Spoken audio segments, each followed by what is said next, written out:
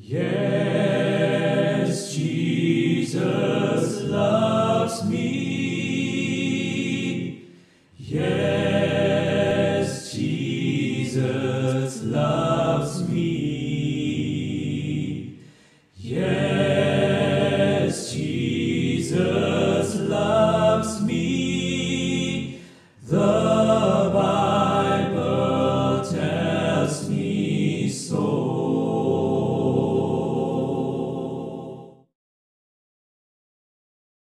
Shalom jemaat sekalian, kembali kita berjumpa dalam RHS, Renungan Harian Sulung.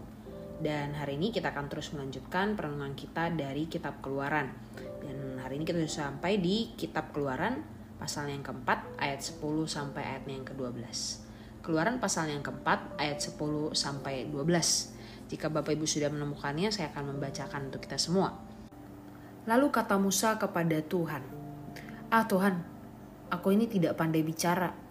Dahulu pun tidak, dan sejak engkau berfirman kepada hambamu pun tidak. Sebab aku berat mulut dan berat lidah. Tetapi Tuhan berfirman kepadanya, siapakah yang membuat lidah manusia?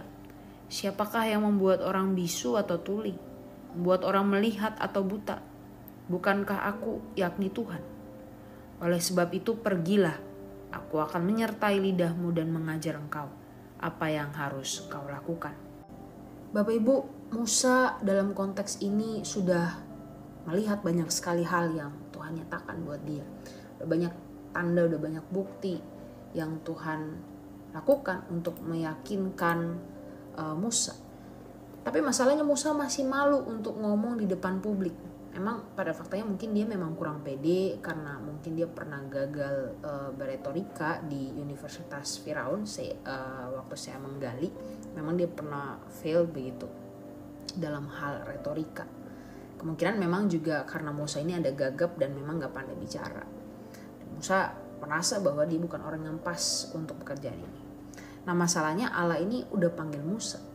Dan jelas panggilan Allah ini gak mungkin salah. Kita lihat beragam clue sudah Tuhan kasih. Allah udah kasih banyak hal untuk meyakinkan Musa.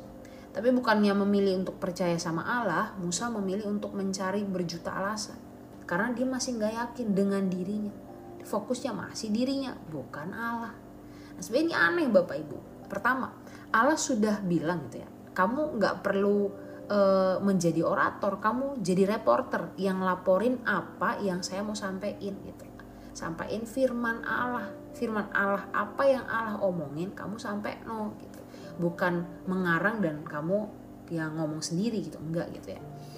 Dan yang kedua, Musa bisa dong ngomong ya, kelihatan kan dia cakep begitu, dia cukup pandai ngomong sama Allah, dia bisa berargumentasi, dia bisa memperjuangkan pendapat dan pandangan, bisa dialog.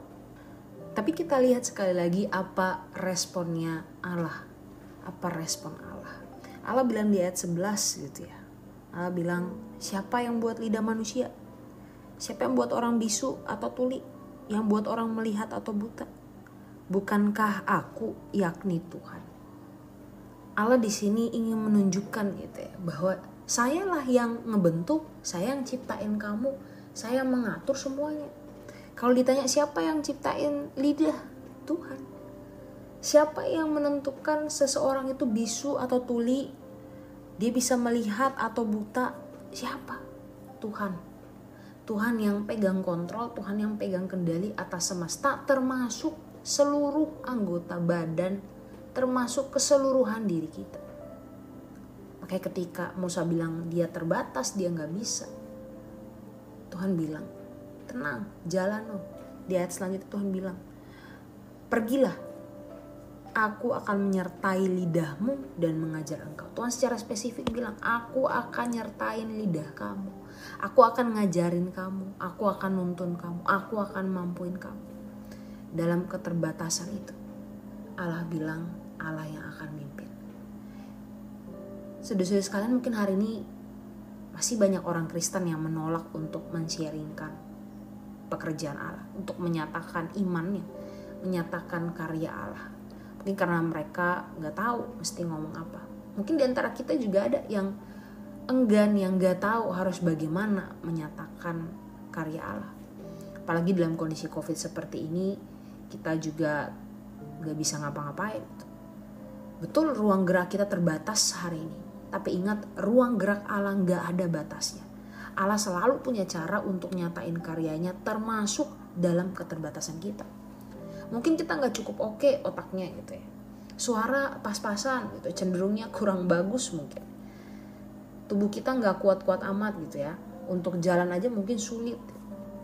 Dan ada 1001 hal yang menjadi alasan untuk kita enggan, untuk gak berani sharingin tentang Tuhan mungkin.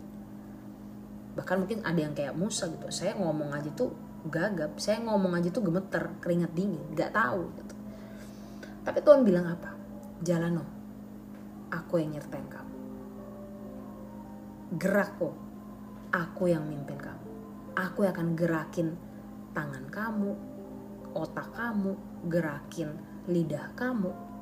Itu yang Tuhan bilang ke Musa, dan itu juga yang Tuhan bilang kepada Bapak Ibu, saudara-saudara, teman-teman, dan juga saya. Mungkin lewat cara kita care sama orang yang terdampak COVID gitu ya. Kita tahu sulung ada grup Love for COVID gitu. Mungkin ketika kita masuk ke dalam grup itu, kita bisa ambil bagian, kita bisa share, bisa doain bareng. Atau mungkin sesederhana ngelawak Bapak Ibu ya, bercandain orang, menghibur orang, itu sebenarnya bagian part of bagian dari kita menyatakan karya Tuhan, menyatakan kasih Tuhan, menghibur mereka. Atau sesederhana kita nerusin chat WA yang isinya ayat atau isinya lagu-lagu yang menguatkan.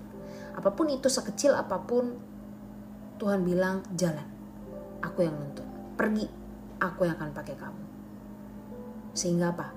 Benarlah satu ayat dalam 2 Korintus 4 ayat 7 mengatakan, tetapi harta ini, Injil ini kami punyai dalam bejana tanah liat, supaya nyata bahwa kekuatan yang melimpah-limpah itu berasal dari Allah, bukan dari diri kami. Dalam keterbatasan kita itulah kita harusnya makin sadar, ya saya gak bisa, saya lemah, tapi saya tahu ada Allah yang kasih kekuatan yang melimpah buat saya nyatain karyanya. Saya cuma bejana tanah liat, saya rapuh, saya mudah retak, mudah pecah. Tapi saya tahu ketika harta itu bisa dinyatakan, bisa dikasih ke orang, itu karena Allah yang kasih kekuatan. Tinggal pertanyaannya, kita mau gak belajar percaya sama cara Allah untuk pakai kita? Mau gak kita belajar untuk berjuang melewati batas nyaman kita buat nyatain karya Allah? Karena kadang kita gak mau karena kita merasa itu di luar zona aman dan zona nyaman kita. Padahal Tuhan pengen kita berjuang sedikit. Gereja Epifani buta, tapi berusaha untuk bisa kasih sesuatu dalam keterbatasannya. Saya percaya selain karunia-Nya memang ya, dia tentu berjuang untuk bisa bernyanyi, untuk bisa bermain piano gitu ya. Minimal pasti mesti latihan dan ada energi, ada effort, ada usaha yang pastinya gak gampang. Johnny Erickson Tada, Bapak Ibu sekalian, seorang yang cacat karena kecelakaan gitu ya, tapi dia berusaha keras belajar, dia melukis gitu ya dengan mulutnya, belajar melukis dengan mulutnya, dan dia jadi saksi hari ini. Dia sharing the gospel lewat kehidupan yang terbatas, dan masih banyak orang-orang lain yang Tuhan bisa pakai walaupun dia terbatas, termasuk engkau dan saya. Karena itu mari berdoa, minta Tuhan mampuin, minta Tuhan untuk nyatain apa yang harus kita kerjakan dalam keterbatasan kita. Dalam keterbatasan kita. Jangan malu, jangan ragu, jangan takut, dan jangan tawar-menawar. Ingat, Tuhan yang akan mampuin dan kasih kekuatan. Mari belajar hari ini dari Musa.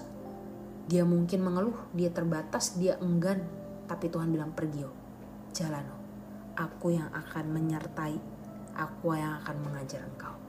Kiranya Tuhan menolong setiap kita hari ini dalam keterbatasan kita. Kita mampu berjalan, kita mampu menyatakan karyanya dengan kekuatan daripada Allah. Mari kita berdoa. Tuhan, kami terbatas, kami lemah, kami gak mampu. Kami mungkin akhirnya memilih untuk tidak melangkah, tidak menyatakan karya Allah. Tapi Tuhan tolong berbelas kasihan pada kami. Tuhan tolong mampukan, kasih kami kekuatan, kasih kami anugerah Tuhan yang memampukan kami untuk belajar percaya, belajar taat, belajar melangkah, belajar berani untuk berjalan, untuk menyatakan apa yang Allah mau kami nyatakan. Tuhan yang mampukan, Tuhan yang tolong setiap kami. Dalam hari-hari ini Tuhan, Biarlah sungguh karya Allah terus dinyatakan di tengah dunia lewat kami. Pakai kami Tuhan. Dalam keterbatasan kami rindu Tuhan menyatakan karya dan kemuliaan Allah. Semua orang melihat kami bisa melihat Tuhan. Thank you Tuhan, ini doa kami hanya di dalam nama Tuhan Yesus Kristus. Kami sudah berdoa. Amin.